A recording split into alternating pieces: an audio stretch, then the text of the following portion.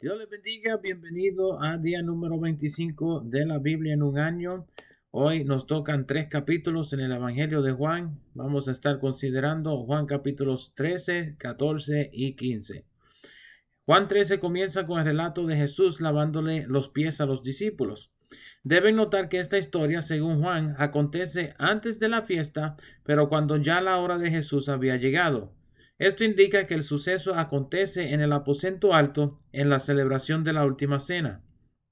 Es interesante el suceso por varias razones, entre ellas que el hogar donde se encuentra no es de Jesús, sino que es prestado.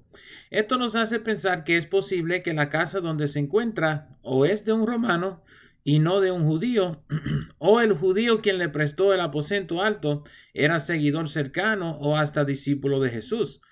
Era típico que los huestes de una fiesta ofrecieran agua a sus invitados para que se lavasen los pies antes de cenar.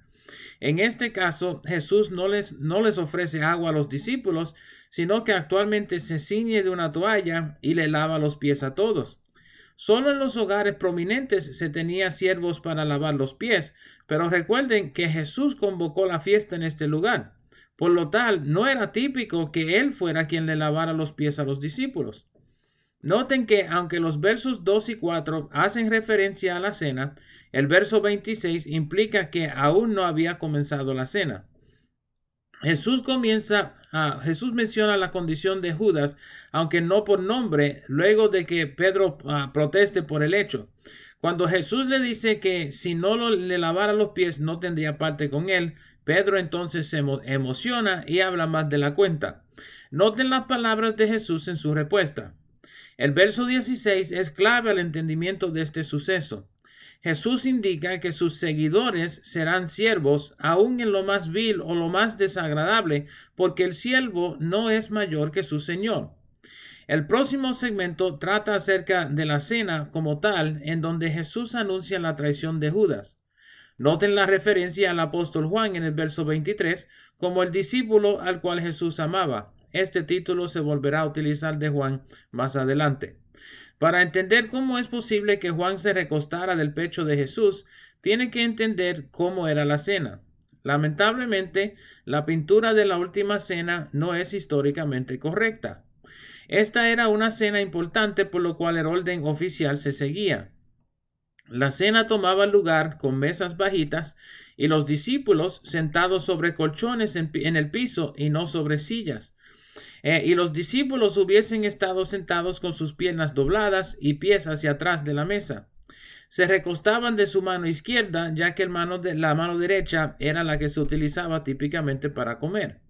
Entonces, cuando Juan nos indica que se recostó sobre el pecho de Jesús, no era que estaba recostado siempre sobre él, sino que estaba sentado directamente al lado de Jesús y se acercó a él para preguntarle sobre el traidor.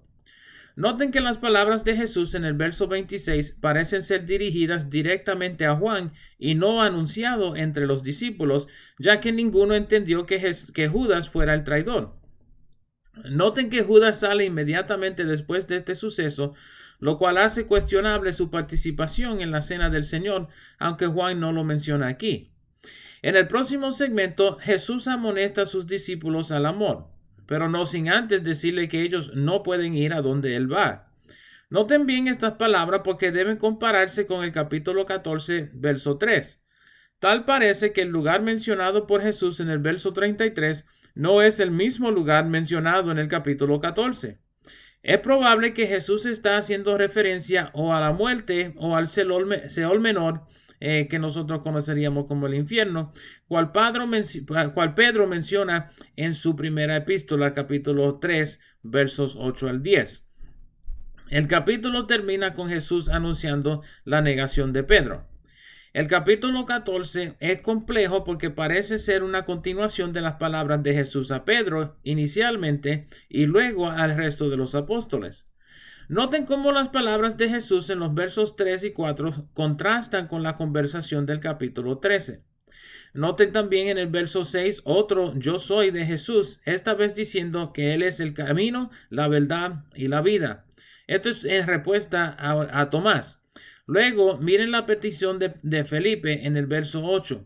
Las palabras de Jesús en el verso 11 son una alusión a las palabras de Nicodemo en el capítulo 3 y de los fariseos en el capítulo 9, que nadie puede hacer las obras que Jesús hacía si Dios no estuviera con él. El próximo segmento trata acerca de la promesa del Espíritu Santo y la partida de Jesús. Noten que ninguno de los apóstoles entiende lo que Jesús dice. Observen la obra del Espíritu Santo mediante este segmento y, si es posible, tome notas para ayudarle a recordar cuál es la función del Espíritu Santo. Noten la mención a Judas, no el Iscariote, en el verso 22. Este discípulo es comúnmente conocido como Tadeo. Noten bien en el verso 31 que todo este discurso acontece en la cena. El capítulo 15 empieza con otro yo soy de Jesús, esta vez diciendo que es la vid verdadera. Aunque Juan no especifica, es probable que estas palabras fueran parte de un discurso o de camino a Getsemaní o estando ya en el Getsemaní. Getsemaní es el huerto donde Jesús va a orar la noche que es entregado. El segmento en su contexto debe ser interpretado como una continuación de la obra del Espíritu Santo de la conversación en el capítulo 14. Noten que Jesús vuelve a hablar acerca del amor en los discípulos, pero igualmente menciona que deben llevar mucho fruto. Esto es una referencia directa a cómo el Espíritu Santo de Dios obra en nosotros, quienes somos los pámpanos, para llevar fruto en la vid, cual es Cristo. Notarán que el Padre también tiene su obra en la producción de la vid. Aunque no mencionamos el inclusio en el capítulo 14, trate de buscarlo, debemos notar otro inclusio mayor entre estos tres capítulos. Comienza en el capítulo 13 y el verso 6 y termina en el capítulo 15 y el verso 20, ambos con sus respectivos contextos. En este segmento, Jesús habla acerca del lugar de los apóstoles en el mundo y que serían despreciados por los mismos quienes despreciaron a Jesús. El intento de estas palabras es alentar a los discípulos a seguir en el amor y la fidelidad a Cristo a pesar de las persecuciones. Espero que disfrute de estos 3 capítulos y nos veremos por estas partes de nuevo mañana. Dios les bendiga.